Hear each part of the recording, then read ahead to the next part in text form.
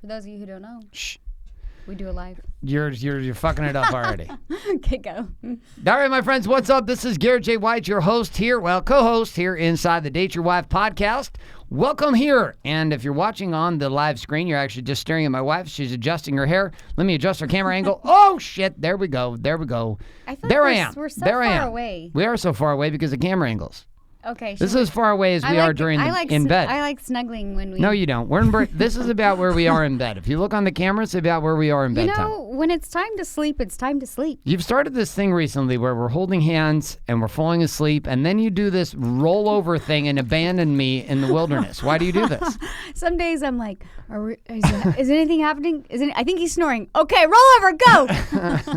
You literally wait till the snore happens? No, I always, It's this bonding moment. Our hands are there. There's that moment when in like married life where you're like, should we have sex or should we go to bed? What sounds better?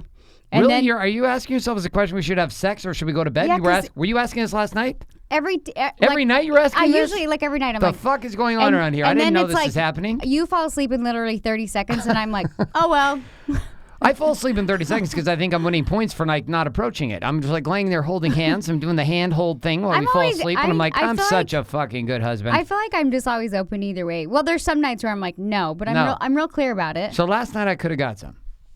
Yeah, but you literally started snoring. Last night it could have happened. You literally started snoring and like, I'm going to give it 30 seconds. I was like, wow. Are you telling me last night was my window? He fell asleep quicker than we could have sex. Like... Oh, shit.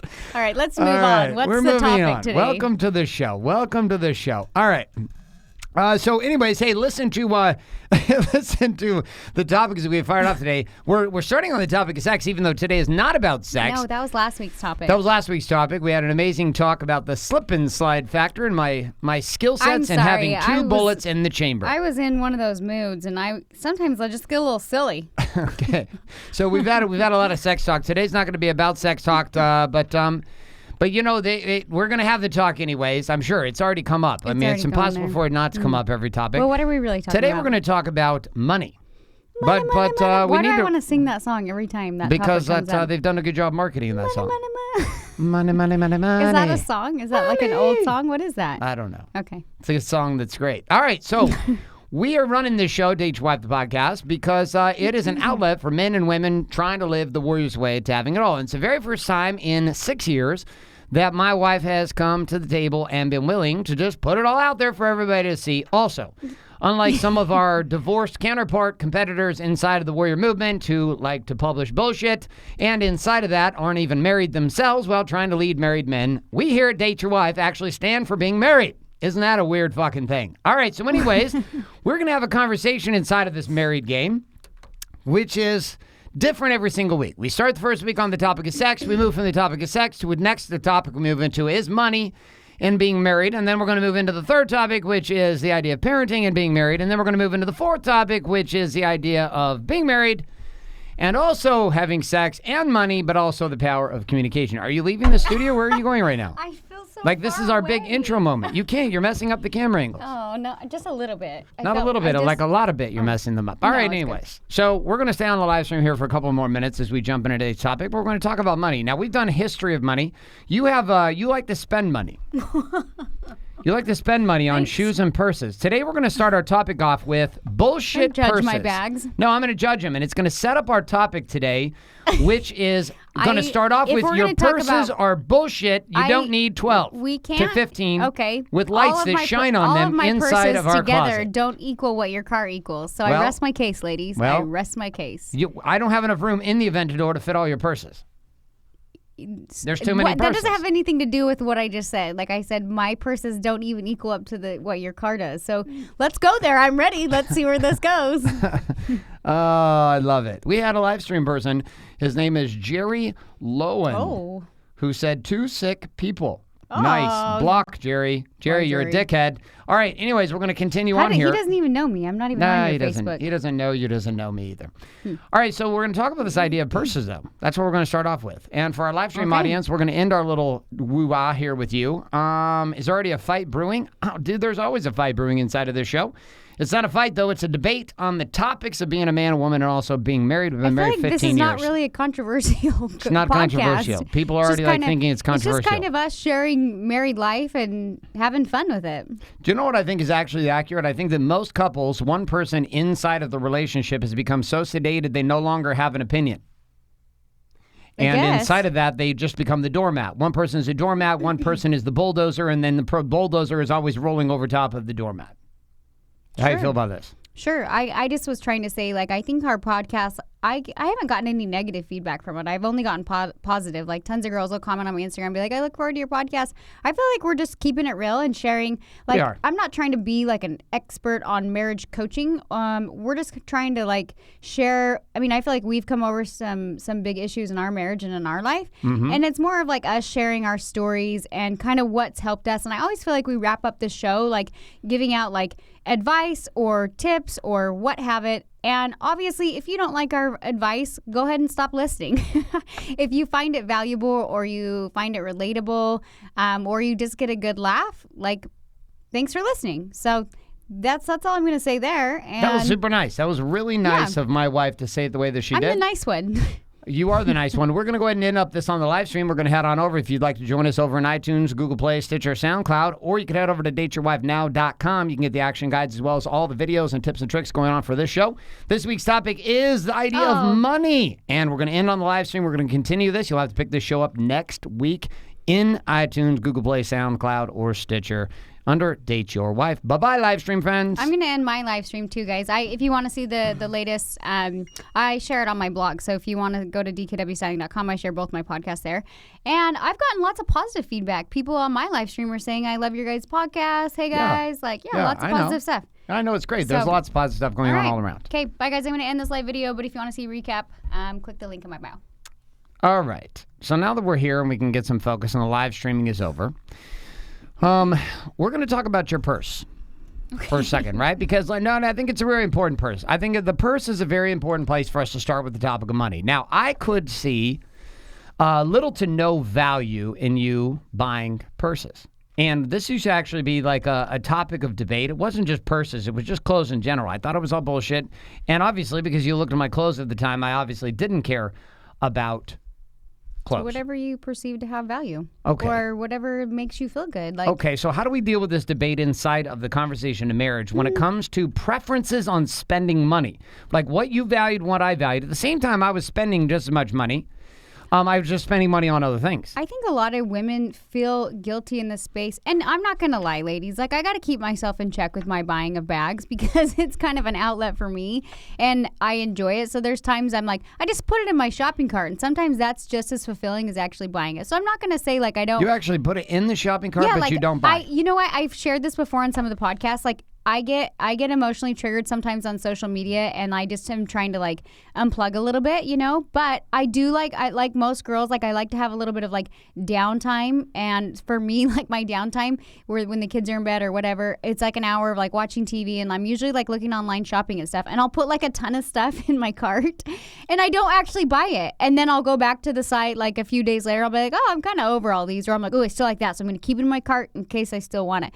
So I'm sure, and I've talked to other women. And a lot of women do that. And I was joking around with a client of mine the other day, and she was like, I actually find it just as satisfying. I'm like, same.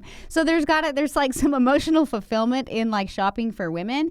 And I feel like women also have like a lot of guilt. The only thing I was going to share is like I feel like women have a lot of guilt in buying things for themselves a lot of times, especially if you have kids. It's like, oh, I can't buy this, especially if it's like if it's an expensive bag. It's like It's not a necessity, obviously. It's a want. And so it's hard to, you're like, oh, even if you're just saving the money, you're like, oh, I'll just save it. Like, what if we need it? I don't need this. And so I think there's a lot of guilt there. And I always encourage women, whatever makes you happy, I think you should go for it. I think the same goes with hair extensions. I think hair extensions, specifically mine, are more pricey. Mm-hmm. And so many women will comment and be like, oh, I wish I could afford them. And I think it's just like what we're talking about on the show today is like what you choose to spend your money on and what you value and that kind of things. And I think it's like I think the guilt is worse than the actual of buying. And I'm not saying you don't have to keep yourself in check of purchasing of things, but that's the point that I was just I wanted to get at for women, and I'm sure there's a lot of women that can relate with me on this topic. So do you feel like I support you in this habit these days? I don't really care anymore if I'm being super direct. Well, I would like you to be super direct. So continue. I think it would be harder for me if I didn't work. Okay. But I think part of me is like, what if I could control? What if I could control your purchasing of purses? Because this is a situation for a lot of women. I think they totally. don't have the money. Meaning they're being a kept wife. I would probably buy less. Honestly, I probably would buy less. But I think that because I earn money as well, I'm like, might as well splurge a little bit, and I don't feel bad about it. And so I. So what counsel would you give to women who are in a different situation, meaning they're in a situation where they have some things they'd like to buy for themselves, but they've got to request of the money from their husband or whoever their financial partner is? I honestly can't. Can you give any advice on this? I honestly can't give advice, ladies, because I've always worked. I think that maybe I have issues with feeling controlled in that way. For sure you do. Because I've... man, sure you're like... but I don't like... I think that I have that a little bit of independence in me, and that was something even when we got married. Like and I've said this before, like I always wanted to be a mom, but even in the beginning of my career when I considered it more of like a hobby, it literally, I was like, oh, it gives me something to do, and it gives me like a lot of purpose, and I like having the extra spending money and not feeling that guilt of like if I want to go buy a cute shirt or shoes or whatever. So I didn't necessarily think it was a bad thing. So I don't know. I can't give any advice. If I give any advice, I may sound like an asshole. Like, I literally don't know. I would have to speak with some of my friends and be like, hey, what's your situation? I have spoke with clients and friends, and I've asked them, and they're like, oh, my husband's great about it. Like, I just told him, like, listen, I'm not going to work. I'm going to take care of the kids, but I'm going to shop, or I'm going to do this. And that, like, they kind of like made that their plan or whatever. They're like, I want nice things, you know? So there's a lot of guys. I mean, inside the game of relationship, money itself is a controlling tool for most men.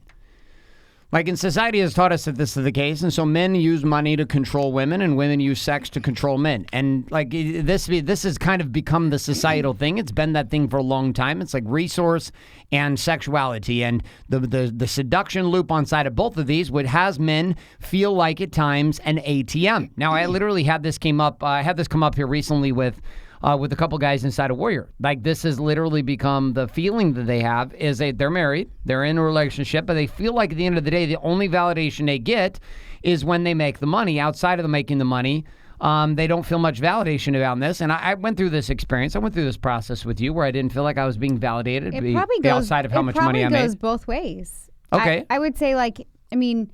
Because maybe the man would be like, oh, you're not, like, they're feeling like an ATM, but at the same time, the wife, I mean, there's times even outside of, like, my work stuff, I was like, oh, I'm, like, taking care of the home, I'm taking care of the kids, like, and I remember there was in the past, you would say comments to me, and I was like, buddy, if I was your personal maid and housekeeper and babysitter, you better believe I'd charge a lot more than you're giving me permission to spend. You know what I mean? And I remember, like, thinking that, and so...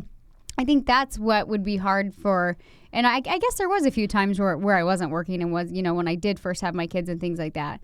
And so. But even outside of that, there's a sense of men across the board feeling like the vast majority of their value is being nothing more than ATM for the family. The only thing I was saying is the wife could be feeling the same way. She could be like, I'm just a piece of ass for you, and I'm your high paid, or not even paid. They're like, I'm your maid. I'm your low paid slave, your escort. I don't know. Okay. I mean, I'm at that same token.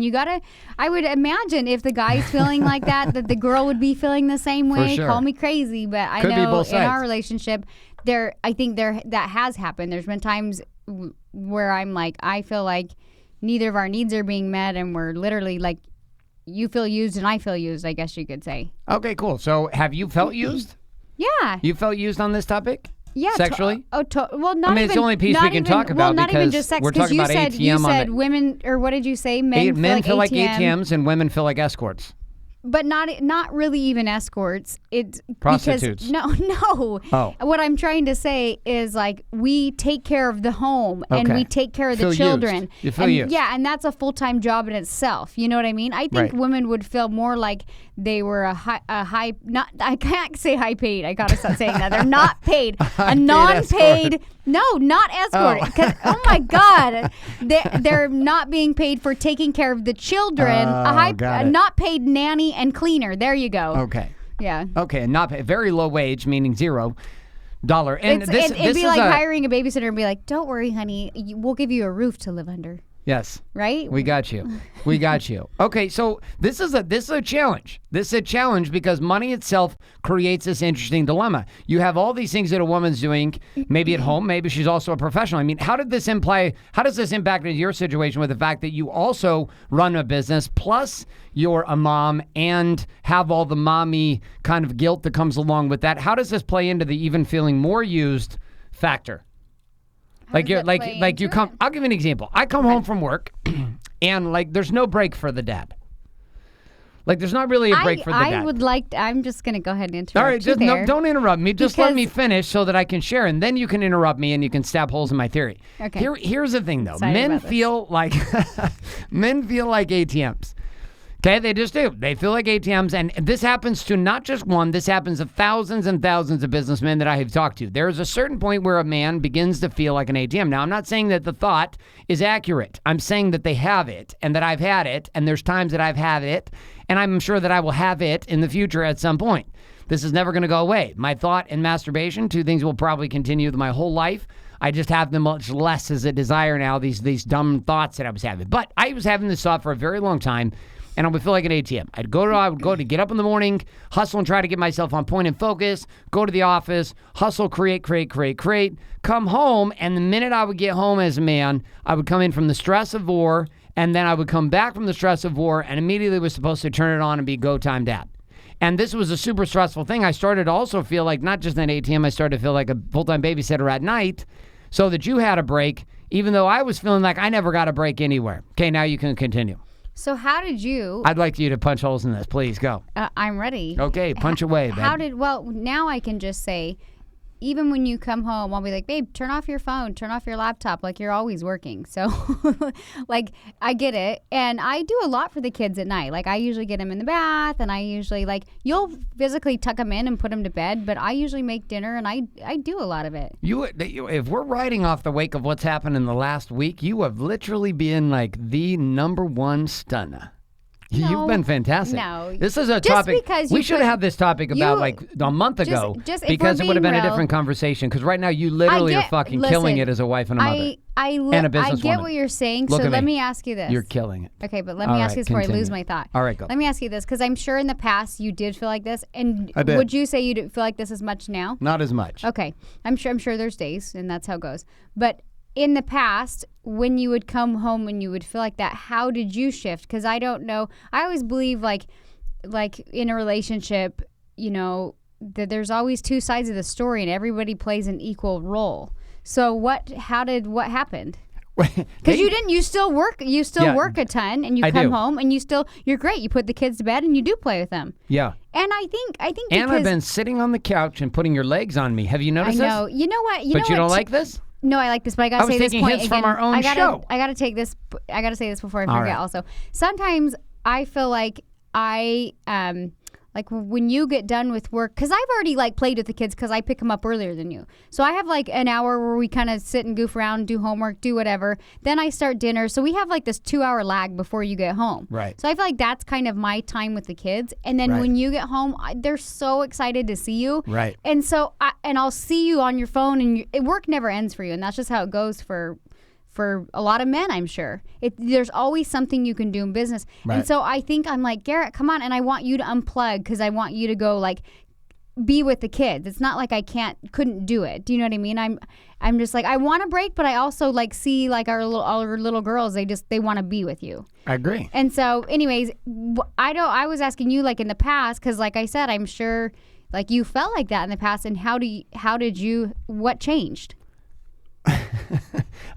I look at you starting to like ask questions, take us down a rabbit hole. No, I was trying to validate your feelings. I was trying to it. validate your feelings. Like, I get that that's how you felt. I have my own story, and I'd like to hear how you overcame that and what changed in your story. Sure. Well, I'll tell you what. It all comes back to sex.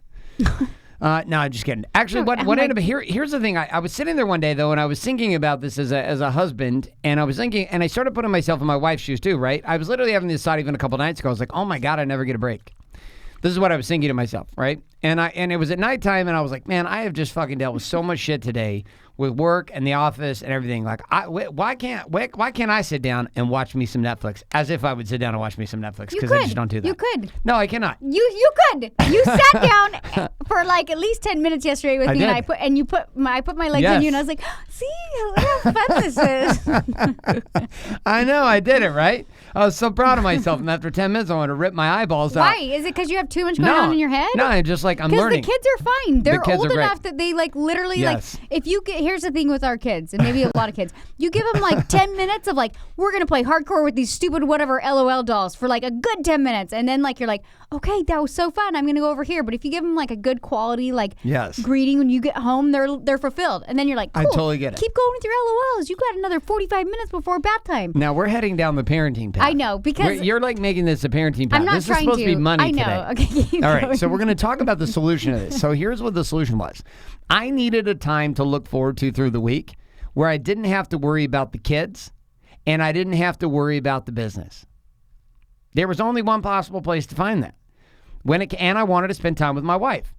I want to spend time with my wife. I didn't want to spend time with my kids, and I didn't want to have to worry about the business. I get to do those things on the weekends all in. Like I get to do those. So what I wanted was time. And this is when we birthed the date night. Now, we're going to move this to a real topic here of money, and we're obviously not bringing closure to this whole ATM feeling.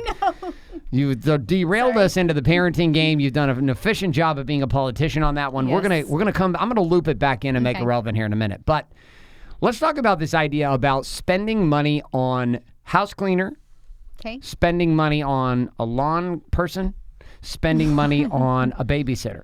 Just the idea of buying the time back inside of marriage to spend time with each other and or to spend time with your kids. This is not something we've always done. We spent a vast majority of maybe the last 5 years been really different with us, those last 4 or 5. But prior to that, we spend most of our time not being willing to do this. And you were very resistant to the idea of spending money to have someone come help in the house. You know what happens in a relationship when you pay other people to do things? Even if you think, well, I have time to do these, you can't blame the other person. It's weird. I know this, just go with me for a minute. Like, when you're like, you're just mad at each other for some weird reason. If you're the one that's doing the cleaning, or if you're the one that's doing the gardening, or if you're the one, you could be like, well, I'm doing the fucking gardening, I'm doing da-da-da-da, and you can almost like use that as an excuse, or be like, put like blame on that person. When you take that off the table, and because Garrett did that for a while, I'd be like, well, I have to do this, and I have to do this, and I have to do this, and he'd be like, okay, I'll hire you a cleaner. Okay, I'll hire somebody to do the laundry. Okay, I'll hire somebody to do this. And then I was like, oh my God, I don't have any thing to complain about. Yeah, I was like, I don't have any other excuses. But in that space, I was like, it is kind of nice, and it is like room to breathe, and that alone is like worth it to me. I was like, were you resistant to me spending the money on having someone come clean the house twice a week? Yeah, for sure. And you know what's so funny? It's not even about the money. No, because that's what's so funny. Like but you were using that as an excuse for a little bit. I even thought like.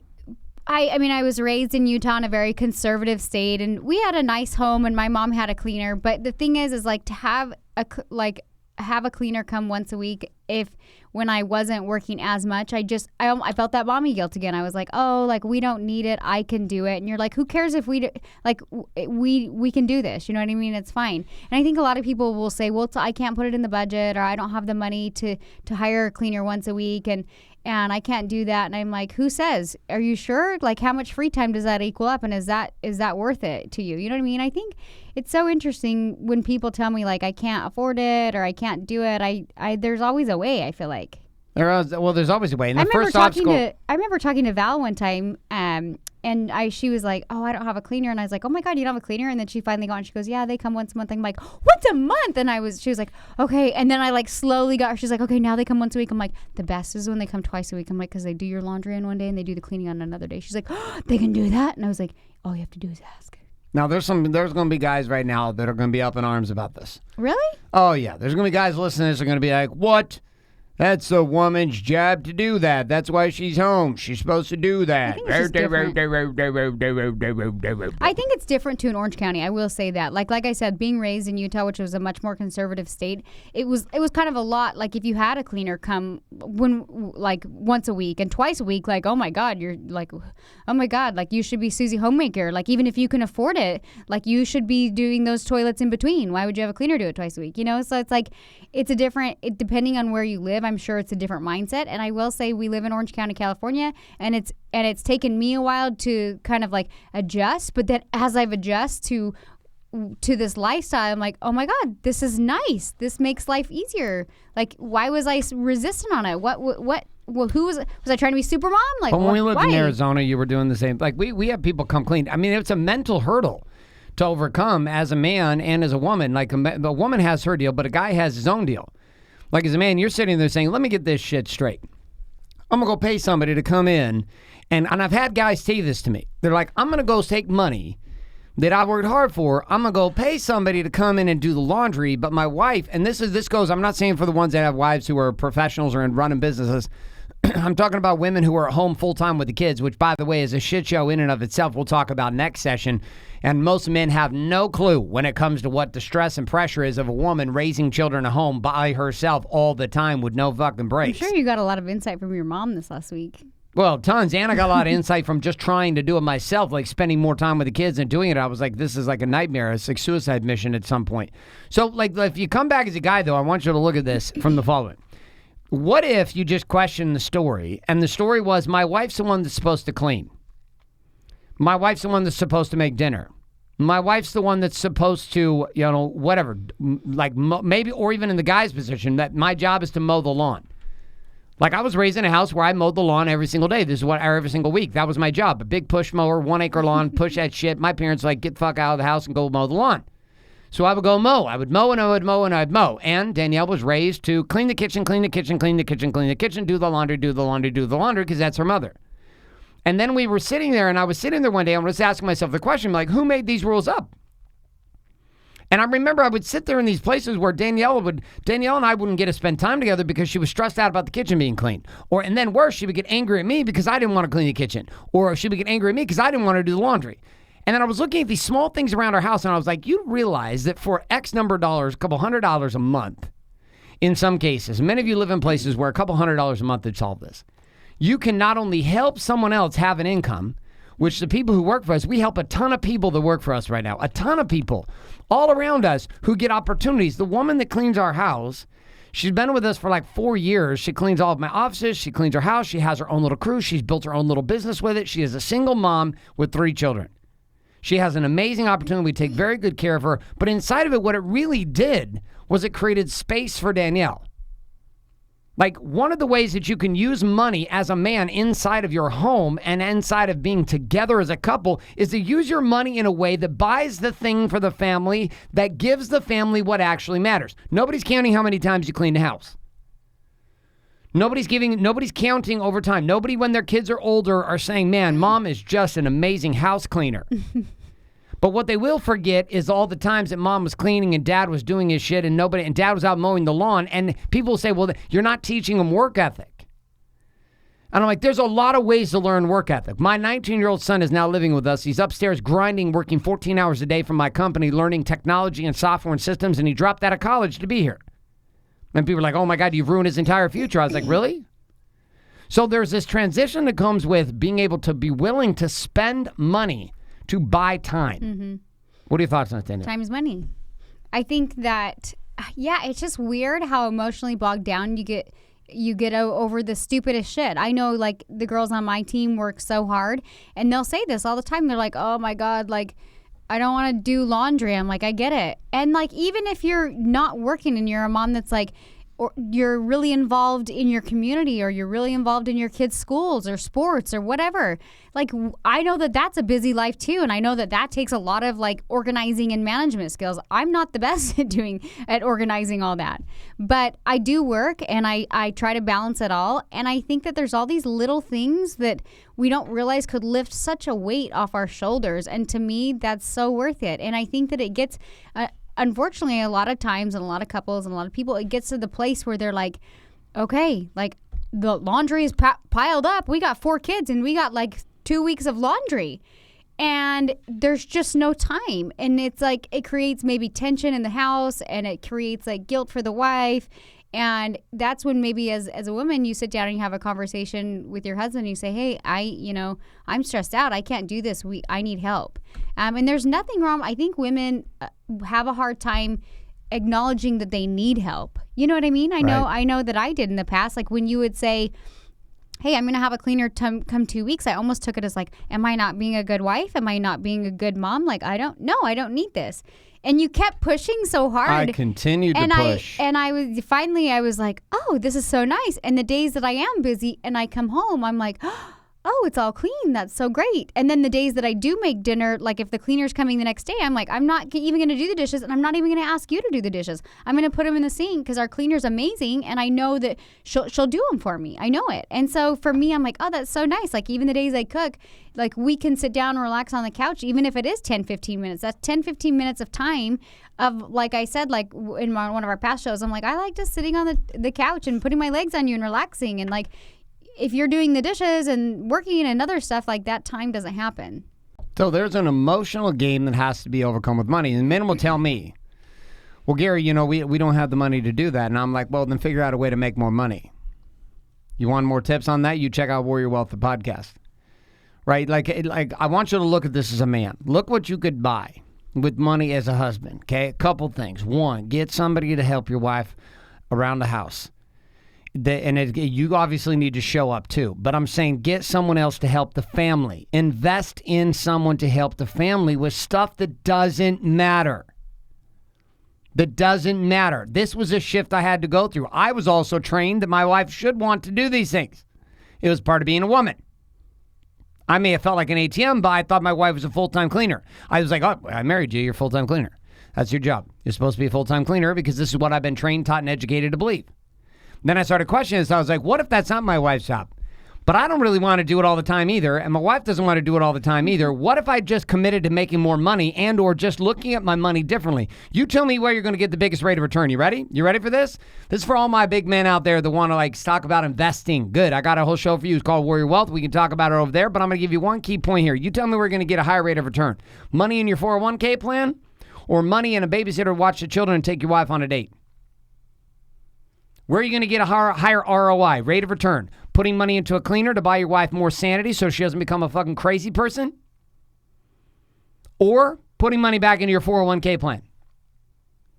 Where are you going to get a higher rate of return? Taking money to invest in time and experiences with your children? Or putting money into your 401k plan? Even if people start small, even like I said, even if it's something... It doesn't have to be big. Yeah, I was scootering with the kids to Taco Bell. Yeah. I remember doing this. It was simple thing. I was spending $4. That's the thing is when we didn't have a lot of money, literally we were like, all right, because we didn't have a dependable income. It was just how well did Garrett do that month or how well did I do? Okay, let's hope we can pay the bills. And we always had these little things that we'd invest in. And even if it was a cleaner once a month, and that we started small, and then it was when we had a good month or whatever, we're okay, let's do it every week because that does benefit us and we have more time and things like that. So there's always I think there's an idea inside of this with people with us that they see our us lifestyle. And they think, oh, well, those guys are assholes. Those dicks. But the problem is they never got it. They never saw us in the hole for years. Yes. They didn't see us as newlyweds. Yes. They didn't see us also in our second back in the pit from 2008, 9, 10, and 11. Back then, we were even still creating it, If you don't know our story, you don't know us. And so that's what's interesting is, when people, give me excuses, I'll share stories with them all the time of, I had to sell my husband's Ironman championship bike to put food on the table at one point. I don't, trust me, if you can make it happen. You can come up with the money. You have to commit time. Like, our little family was the only thing that we had for a bit. You know what I mean? Like, there was this weird period of time where I just felt like friends and family and everybody was just kind of abandoned us. And not only that, we literally like lost it all financially. And so all we had was our little family. And that was the one area where we're like, well, we're not going to abandon each other. And we really had to like take that time and factor in the money to that, prioritize. You know what I mean? Like, we started prioritizing where our money went. And there were certain things that were non-negotiable. Even when we didn't have money and we started doing date night, it was like, okay, well, we don't need to have I don't need to shop more. Or we don't need to have we just cut out things because we had our priorities of what we knew mattered. And so it doesn't matter where you're at. Like Garrett said, I think people look at us where we're at now and they're like, you guys are whatever, you live in Orange County and blah, blah, blah. And I'm like, if you don't know our story, you don't know us. The principles that we're teaching here were stuff that we started working and building our lives off of. Like when we were in the shittiest of situations. Like, I wanted to look at some basics here as a man. Okay, I'm going to talk to my men. Okay, and then you go to talk to our ladies. Men, gentlemen, you have money, and if you don't have very much, it doesn't matter whether you have $10 or you have $100, you have $1,000, you have $100,000, you have $1 million, you have $100 million. Here's what I will tell you. Your ideas around what is valuable to put your money into won't fucking change with getting more. So your behavior, if you're an asshole with your money, in the following, which is you actually don't put money into your family. You don't invest in your children's experiences. You don't put money into your wife. You don't put money into the situation that creates conditions for more time and connection inside your family. If you don't do this, I get it. You've been taught, trained, and educated. You think that the biggest rate of return is going to come by putting it into a 401k plan or some retirement plan that's going to get you there. I'm going to have you consider the greatest rate of return inside of your game when you have young children and a young married experience is to make sure that you stay together as a family. And one of the ways to pull that off is through date night. One of the ways to pull that off is to hire a babysitter. One of the ways to pull that off is to invest in small little supportive tools around the house. For example, cleaners. For example, someone to do the laundry. For example, someone to come in and just help out and assist around the house so that you as a family have the time to focus on what? The men will look at me and I'm like, this is not an excuse for you just to sit around more. If you create these opportunities, then you've got to produce more. And I found for me that the more that I pushed myself to this place, the more I was willing to create conditions for my wife to actually have more opportunity. Like, I started looking at the stress she was in, and I was like, I'm hiring these people, and you're listening to me about this. And she's like, no, I'm not doing this. I'm like, no, woman, listen to me. I am bringing someone into the house to help clean. Not because I feel guilty, not because I feel like you're feeling guilty, nothing. I'm bringing them in because I can see I want to spend time with you. I don't want to spend time with the stressed out version of you that's worrying about cleaning the fucking house right now. I want to spend time with you when I come home. I don't want a checklist of stuff to go clean. I want to be with you. I want to be with the kids. What are your thoughts on this? I like it. Did it make a difference? What? Did it make a difference? Yeah, but I think you had to like convert my mindset. I had to deeply. I think like I said, I always was like, I think women take on this persona, at least where I'm from. It's like, I'm Superwoman. I can do it all. I can work. I can be a great mom. I can be a cleaner. I can be everything. And it's not realistic. So, and those who say it is are lying to themselves. And I'm sure they're either stressed out or they're at the point where they're like, yeah, they do hire help, you know? So regardless of, I think where you're at, you just have to prioritize. That's kind of like what I'm feeling that I should share with you guys is prioritize your values. Well, and your values are what are driving your money. So I know we started this off with this idea of purses and spending purses, right? Now, the connection to this for money across the board is that the same devaluation I had inside of the purse was not a purse. The purse for my wife, when particularly the very first one that I bought for her that was nice, that I invested in. But I realized really quickly that it wasn't about purses and it wasn't about creating time for cleaners. It was about investing in my wife and her seeing that I saw the value. Like seeing that I saw the value. When I invest in our family trips or I invest in this was not stuff I was born to do. I didn't know how to do this. I literally actually felt nauseous about spending money on family vacations. I felt nauseous about buying stuff for my wife. I felt nauseous spending money. I was raised in scarcity. I did not know how to do this. And inside of it, I was naturally a cheap bastard. And so I had to learn to let go. I had to start looking at two things. One, time, and two, experiences. Now, I feel like I've gotten better. I feel like I've gotten way better when it comes to this game. Just like how you push me to like hire cleaners or do this and that. Like, I think I was like, listen, I want to buy nice things, and I think that you got to this place where you're like, I would like to buy something for you, and I was like, okay, well, I like nice things, and this is like how much I want to spend on a bag, or this is how much I'd want to spend on a pair of shoes. So if you'd like to give me a gift, I would love to accept that gift, but this is what I like. And I think you were like, oh my God, because you wouldn't buy that. Yeah. Again, and it wasn't even about the dollar amount. It was literally about me changing my story, no different than my wife changing her story about having someone come into the house to help. Yeah, and I think even in the beginning, like when I wasn't buying things that were as expensive, and I look at it on the scale, and I'm like, yeah, I remember when like even spending like a couple $100s on a purse. You were like, who spends a couple? I mean, in the beginning, you'd be like, it was like $200 or $250. Yeah, and I was like, it's a nice bag, you know. So it goes. This goes with like all levels. I'm not saying like it's just with the Chanel. It could go with anything. Like it's all about like. I don't know. I just feel like you've always been like, oh my God, like no matter what level we've been at, you're like, gosh, that's a lot. And so I don't know. Was it just for you? Was it just like what shifted in you? You were like, well, I don't know. I think what shifted for me was like I really started to see like my shift in value in you as an investment. I think I kept pushing too. I kept being like, well, I like nice things. So, and then the same thing goes with you. You kept pushing with me. You're like, if you're stressed out, then have them do the laundry. And I'm like, no, I can't have them do the laundry and clean house. You're like, why don't you try it? And I was like, oh, okay. So I think we both kind of we kept pushing like for what we wanted. And I think when you push and you start doing it, it becomes your new norm. Like I know living here in Orange County, like our lifestyle and things like that, like it is our new norm. And so I have to keep that in check. Like when I'm talking to other people and like they may not be able to relate, and I'm like, oh my God, yeah, I'm officially welcome to Orange County. Like I have officially like adjusted to the cost of living here, you know? No, it's not cheap. It's not cheap. And so it's a different place. It's a different place. And but even at every level, the same stuff still happens is what I was trying to communicate. So here's a message we're going to wrap with for today's show, which is this. Each one of us as a couple, okay, each couple, all of you listening right now, there are men and there are women together. Here's what we know.